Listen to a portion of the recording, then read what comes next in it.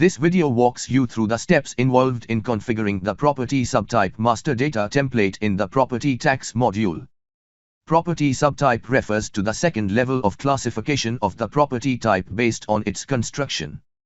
For instance, built-up property is further classified into independent house, a flat in an apartment, half constructed or half open. Tax calculation procedure is different for each of these types. Download the data template to configure the property subtype master's data. As we can see here, the template contains 5 data columns. In the property subtype code column, provide a unique code for each type of property.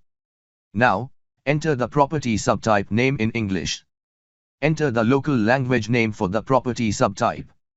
And, finally, map the property subtype to the applicable property type.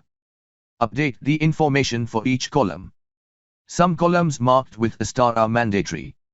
Please make sure all the mandatory columns are updated in the template. To know specific requirements of the individual column, please refer to the data definition table for property subtype.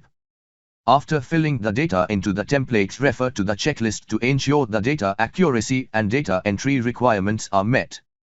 For any query or assistance, please feel free to reach out to our team. We hope this video has helped you understand the configuration of property subtype. Thank you.